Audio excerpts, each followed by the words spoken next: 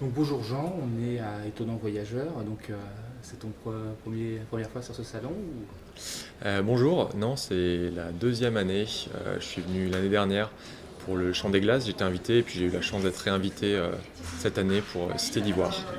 D'accord, quel est ton parcours? Parce que si je ne me trompe pas, tu n'es pas écrivain à l'origine. Ouais, effectivement, je suis glaciologue de formation, donc j'ai vraiment une formation scientifique. Je suis ingénieur à la base et puis j'ai ensuite travaillé et fait une thèse au laboratoire de glaciologie à Grenoble sur la formation des icebergs et sur l'impact de la décharge d'iceberg sur les calottes polaires et sur les glaciers qui sont en amont. Donc tout ça, ça s'inscrit dans les recherches sur l'augmentation du niveau de la mer principalement parce qu'on sait que les glaciers, les calottes polaires sont des gros contributeurs à l'augmentation du niveau de la mer. D'accord, et qu'est-ce qui a fait la bascule ou le complément avec les littératures de science-fiction? Et l'écriture, c'est venu pendant ma thèse. Parce que moi j'écrivais pas mal d'articles scientifiques à l'époque et puis j'avais envie d'écrire quelque chose de plus léger, d'un peu plus, d'un peu plus libre aussi, mais quand même de parler de glace. Et du coup, j'ai commencé à écrire un soir une aventure de 2 personnes sur un glacier gigantesque. Et c'est comme ça qu'est venu le Chant des Glaces. Voilà, très bonne transition, donc le champ des glaces, donc qui est très proche du coup de ton métier avec une vraie science-fiction froide, hivernale. Mm. Qu'est-ce que tu voulais passer comme message autour de cette planète distante? Le Chant des Glaces, c'était vraiment. Ça s'est construit petit à petit au fur et à mesure. Mais l'idée, c'était déjà de parler de liberté, de résistance à l'oppression. On est sur une planète bagne. Où les gens ils sont emprisonnés sans qu'eux-mêmes sachent pourquoi. Des fois, ils ont juste eu la malchance de naître sur cette planète. Et du coup, l'idée, effectivement, c'était de parler beaucoup de liberté, de recherche de liberté. Mais l'idée, c'était aussi de parler de glace. Moi, c'est du coup quelque chose qui me passionne. Et je voulais transmettre notamment les choses que j'ai pu ressentir sur des glaciers. Au niveau du son, principalement au niveau du son, mais au niveau de l'émotion aussi, et c'est pour ça qu'il y a un aspect très sensible finalement dans ce livre, avec des chanteurs qui sont au contact de la glace et qui entendent la glace craquer, qui entendent l'eau ruisseler, les roches s'ébouler. Enfin, voilà, il y a vraiment tout un travail de son là autour. Et c'est vrai que on a un vrai ressenti quasiment physique de cette planète. On sent le vécu du glaciologue qui est intervenu. Tu es intervenu dans ces contextes Ultra froid. ultra froids. Ouais, tout à fait. Pendant ma thèse, ouais, j'ai fait quelques mesures de terrain, que ce soit sur le glacier alpin, au Svalbard, un archipel dans l'hémisphère nord, pas loin du Groenland, puis en Alaska aussi. Et, et depuis, j'ai eu la chance d'aller en Antarctique et d'aller au Groenland de nouveau. Et c'est des endroits, c'était Charcot qui disait que c'est des endroits qui prennent énormément, qui vous prennent et qui vous happent, quoi. Et même si les conditions sont très difficiles et que c'est pas toujours une partie de plaisir, eh ben, il y a une espèce de force dans cet endroit qui fait que c'est assez dingue. Et j'avais envie de se faire ressentir un peu ces choses-là, quoi. Et ce qui est important, j'ai trouvé qu'il y avait une grande dimension. Alors, tu as parlé, tu as anticipé un peu une de mes questions autour de la résistance. Là, on a deux formes de résistance que j'ai détectées, en tout cas, peut-être à tort. La première qui est sur la planète, avec alors, je ne sais pas si on doit dire l'héroïne, mais qui est en fait la descendante du condamné, Mm. condamné par la raison de ses parents. C'était aussi un message que tu voulais faire par rapport à notre société. Bonne question. Je l'avais pas pensé comme ça.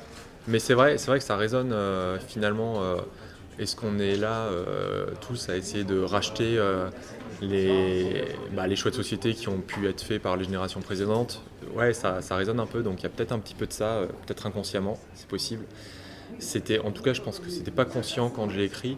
Non, je trouvais ça intéressant de se poser la question de comment est-ce qu'on recherche comme ça notre liberté quand on l'a jamais connue, quoi.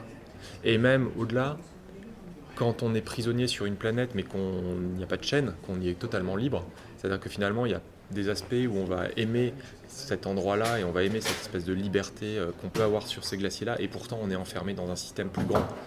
Et ça, c'est aussi une métaphore un petit peu du sentiment de liberté qu'on peut avoir alors qu'on est dans une société avec énormément de contraintes. Le deuxième personnage qui m'a semblé aussi contrôlé, alors d'une autre façon, c'est Jenna, la scientifique, qui est pleine de bonnes intentions. En tout cas, elle y va avec une vraie volonté scientifique et qui est finalement enfermée par la dimension militaire de sa mission. Ouais. C'était aussi une réalité de la science en France et plus globalement. En tout cas, c'est des questions qui se posent, pas forcément avec les militaires, parce qu'effectivement, Jenna, elle est dans le public, en fait, à la base, et elle rêve de faire une carrière là-dedans et de découvrir des choses scientifiques hyper intéressantes. Effectivement, elle est rattrapée par l'armée qui veut s'accaparer ses découvertes. C'est un truc qui, pour moi, résonne un peu avec la question de la science, notamment actuelle, le partenariat public-privé, toutes ces choses-là, et comment certains intérêts privés cherchent à s'accaparer des résultats scientifiques. Et quelque chose qui, en plus, je veux dire, le froid, l'Antarctique, enfin, le milieu polaire, ça résonne avec quelque chose de particulièrement, pour le coup, libre, parce qu'il y a le traité sur l'Antarctique, et l'article numéro 1 du traité sur l'Antarctique, c'est que le continent est dédié à la paix et à la science, et que le partage scientifique doit être, la coopération internationale doit être de base. Quelque chose et la recherche ne doit pas être monnayée sur ces questions-là. Et du coup, en fait, on rentre dans ces questions-là. Maintenant, on voit des compagnies de croisière qui financent ou qui acceptent de cofinancer des études scientifiques à condition que des scientifiques viennent sur des bateaux. Et en fait, et c'est pareil, on a des compagnies pétrolières, Total, qui financent des projets de thèse sur la fracturation de la banquise. Donc, comment est-ce qu'on s'inscrit là-dedans, quoi? Est-ce qu'on accepte de faire de la recherche parce que finalement on a un peu de sous là et ça nous permet de travailler, ou est-ce qu'on s'inscrit en faux et on dit non, je vends pas mon âme au diable, quoi? Et c'est un débat qui est pas du tout simple et je sais pas s'il y a une bonne réponse, quoi. Oui, c'est vrai que les questions de réponse sur tous ces sujets-là sont assez sensibles. Et puis, un an après, tu nous fais un choc thermique. C'est-à-dire on passe du glace à l'ultra chaud dans Cité d'Ivoire. Pourquoi ce revirement en termes de température? Parce que... alors pourquoi le revirement en termes de température? Bonne question. En tout cas, c'était le revirement en termes de... J'avais envie de voir plus large, de parler plus climat et non pas uniquement glace. C'est-à-dire, Champ des Glaces, on est vraiment dans la dynamique de la glace, j'explique comment ça fonctionne. Cité d'Ivoire, je viens plus dans de la vulgarisation scientifique. Mon idée, c'était de parler du réchauffement climatique, donc effectivement de la chaleur, et de comment est-ce qu'une société qui a raté le virage climatique peut s'en sortir et peut trouver des forces pour quand même rendre un futur désirable et se dépasser. C'était ça le moteur principal de ce livre.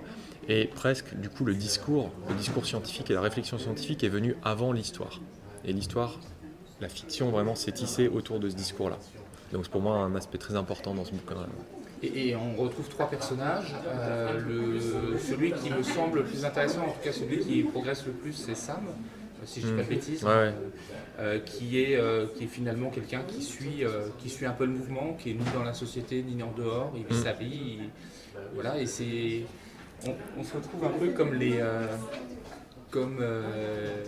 j'ai eu le sentiment d'élection en fait, où en fait on a ceux qui sont convaincus d'un côté et de l'autre, et finalement c'est la personne qui peut faire basculer ça.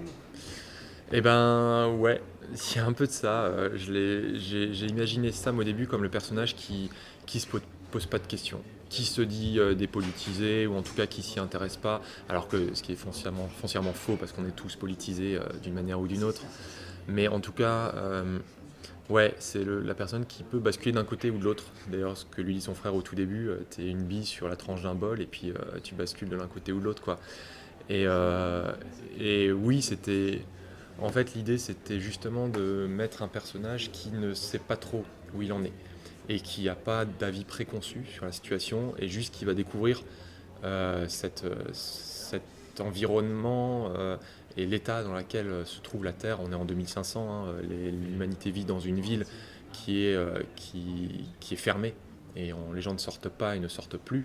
Et du coup, voilà, on va trouver vraiment quelque chose, un esprit un peu naïf qui va découvrir comme ça le dehors et qui du coup va se forger son opinion, quoi. Et ce qui est, alors tu as presque répondu à une de mes questions. Pour moi, c'était une ville, mais finalement, c'est la ville où résiste l'humanité. Il n'y a pas d'autre ville. Il n'y a pas de précision là-dessus. C'est volontairement laissé ouvert. L'action se passe dans cette ville qui s'appelle Iliane. En tout cas, elle commence dans cette ville qui s'appelle Iliane. Et comme la ville est tellement recluse sur elle-même, de toute façon, il n'y a plus de contact avec l'extérieur. Donc on ne parle pas d'autres villes, et c'est pas tellement le sujet, parce que finalement, il y a vraiment une opposition entre le dedans, cette ville, ce dôme, et le dehors que personne ne connaît. Et on a donc la représentante finalement de l'autorité, Maëlle, qui se retrouve un peu embarquée. Alors je ne vais pas en dire trop sur son avancement, mais derrière Maëlle, on sent tout le poids de la société, un contrôle de l'information aussi. C'est un personnage qui doit se réveiller. Ouais, oui, Maëlle, c'est du coup une des trois narratrices.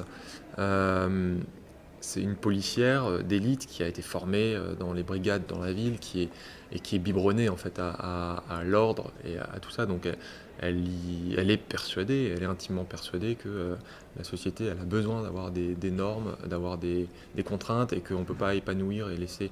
On ne peut pas s'épanouir si on n'a pas un cadre, tout simplement. Et elle est assez désespérée au début par cette ville dans laquelle elle perd pied, où il y a les milieux contestataires qui s'étendent, où il y a c'est un univers c'est un monde qui au début est assez proche de notre civilisation. Je dirais, si on fait des manifs, on voit comment ça se passe, quoi. Et je voulais délibérément prendre un personnage qui a cette idée-là au début, fermée, et qui va aussi se confronter à d'autres avis. Et du coup, petit à petit, se construire, quoi. Et on a ce personnage que j'ai gardé par la fin, The Kid, parce qu'il me semble être une espèce de trait d'union entre tes deux récits. C'est le gamin en colère, celui qui se reflète, qu'on retrouve un peu, je trouve, dans le personnage féminin de Chant des Glaces, cette colère vis-à-vis d'une société. C'est important, la colère? Ouais, ouais, il y avait un livre, le petit livre de Stéphane Hessel à l'époque, qui s'appelait Indignez-vous. Et moi, je l'ai toujours un petit peu en tête, parce que l'indignation, c'est la première étape, quoi. D'abord, on est en colère contre le truc, on se rend compte qu'il y a un truc qui va pas, ça déconne. Et pour moi, c'est le moteur. Et à partir de là, on va se dire, ok, non mais il faut changer les choses. Et lui, c'est un petit peu, ouais, il est dans une espèce, le kid est dans une espèce de colère permanente, et il se construit là-dessus. Et alors, c'est le type, on ne sait pas trop s'il faudra l'avoir comme ami ou comme ennemi, mais il est très attachant, mais en même temps, il est bouffé par cette colère, mais en même temps, ça va le porter vraiment tout au long du récit, quoi. Et c'est grâce à lui, finalement, que beaucoup de choses vont se déclencher et vont se réaliser. Et donc deux romans qui sont quand même engagés, qui portent des messages vis-à-vis de la société. La SF est forcément engagée. Ah, bonne question. Ouais, je pense que la SF est forcément engagée, mais d'un côté ou de l'autre, hein. Après, en fait, les gens écrivent ce qu'ils veulent. Moi, je pense que quand on a la possibilité d'imaginer, de faire un peu de prospective et d'imaginer un monde futur, moi, j'ai envie que les choses aillent bien pour tout le monde, et qu'on aille vers un monde meilleur. Donc ouais, c'est clairement engagé. Moi, je pense que ça doit être engagé. Et d'autant plus, je pense, quand on a des lecteurs et quand on a la chance d'avoir des lecteurs et des lectrices, il faut... Enfin, on a une mission, ouais. Enfin, pour moi, c'est hyper important d'avoir cet aspect-là. Ouais. J'imagine pas trop d'écrire juste un texte qui porte pas un discours, quoi. Et la suite? Et la suite, on commence un tout petit peu à en parler. Ce sera pour l'année prochaine, peut-être printemps 2024, fin du printemps 2024. Retour en Antarctique. Je vais pas encore dévoiler le futur titre parce que c'est pas sûr. Mais retour en Antarctique 2070. Le réchauffement climatique s'est arrêté 20 ans plus tôt, et on ne sait pas pourquoi. Voilà. Okay. Très bien. Et alors ça s'appelle la tradition sur Fantastinet, le dernier mot t'appartient. Dernier mot, dernière phrase. Waouh. J'avais pas du tout pensé à ça. C'est ce qui est drôle. Ouais, c'est ce qui est drôle. Je pense travailler sur la question de la vulgarisation climatique, et se former, et continuer à encourager tous les mouvements, que ce soit des jeunes, des vieux, de tous les côtés, qui cherchent à faire changer un petit peu les choses, et continuer à apprendre, parce que c'est en éduquant la population et en s'éduquant soi-même qu'on changera les choses. Merci beaucoup. Merci.